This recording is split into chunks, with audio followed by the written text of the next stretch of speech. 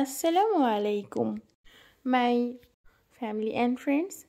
আজকে আমরা করব চিকেন আলু ঝোল। তো সবার চেয়ে প্রথমে আলুগুলিকে ছিলে 4 ভাগে কেটে নিতে হবে এবং এটিকে গরম তেলের মধ্যে সামান্য পরিমাণ নুন দিয়ে ও হলুদ দিয়ে লাল লাল করে ভেজে নিতে হবে।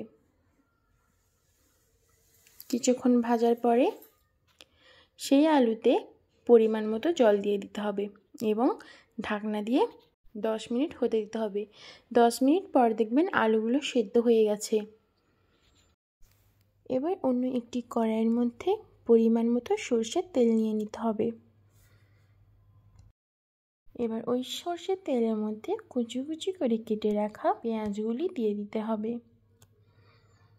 এবং খুন্তি দিয়ে হালকা লাল লাল করে ভেজে নিতে হবে। এর মধ্যে দিয়ে দিতে হবে তেজপাতা। কিছুক্ষণ ভাজার পর এবং আবার ভালোভাবে মিক্স করে নিতে হবে। পেঁয়াজগুলি দেখুন ভালোভাবে লাল হয়ে গেছে। ঠিক এই সময় এবার টমেটোগুলি দিয়ে দিতে হবে এবং আবার ভালোভাবে সব একসাথে ভেজে নিতে হবে। কিছুক্ষণ পর দিয়ে দিতে হবে লবণ পরিমাণ মতো এবং দিয়ে দিতে হবে জিরে গুঁড়ো, হলুদ গুঁড়ো এবং দিয়ে দিতে হবে লঙ্কা গুঁড়ো। এবার এই সব মশলা একসাথে মিক্স করে নিতে হবে। সব মশলা ভালোভাবে কষা হয়ে গেলে এর মধ্যে দিয়ে দিতে হবে আদা রসুন বাটা। কষে নিতে হবে এবং ভালোভাবে আর একবার কিছুক্ষণ কষে নেওয়ার পর এর মধ্যে দিয়ে দিতে হবে পরিমাণ মতো জল এবং 1-2 বার মিক্স করে নিতে হবে। কিছুক্ষণ পর দেখবেন জলটা ফুটে এসেছে এবং গ্রেভি টাইপের হয়ে গেছে। আজকের এই রেসিপি যদি আপনাদের ভালো লাগে তবে লাইক, শেয়ার এবং সাবস্ক্রাইব করে দেবেন এবং কমেন্ট করে জানাতে ভুলবেন না যে আজকের রেসিপি আপনাদের কেমন লেগেছে। এবার এই গ্রেভির মধ্যে দিয়ে দিতে হবে কেটে রাখা মাংস এবং একসাথে ভালোভাবে কষে নিতে হবে।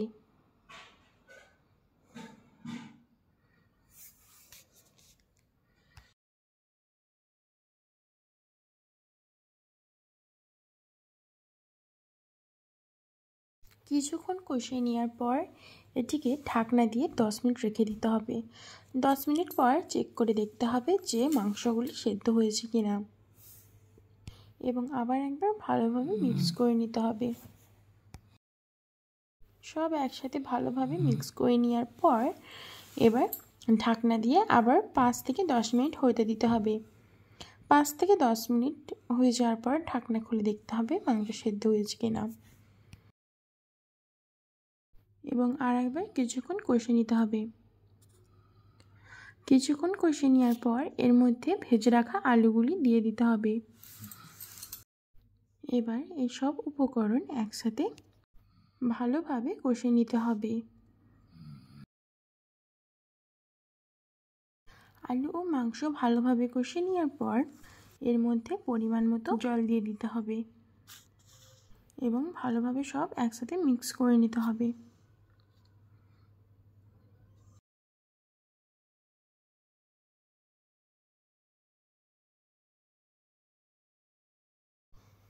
কিছুক্ষণ পর দেখবেন কালারটা ঠিক এরম চলে আসবে এবং দেখতেও বেশ সুন্দর লাগবে। অবশ্য খেতে তো ভালোই লাগবে। এবং শেষ পর্যায়ে দিয়ে দিতে হবে কুচি কুচি করে কেটে রাখা কোরিয়ান্ডার লিভস। এবার এগুলিকে সব একসাথে ভালোভাবে মিক্স করে নিতে হবে। ব্যাস, তাহলেই আমাদের চিকেন রান্না শেষ। Thanks for watching.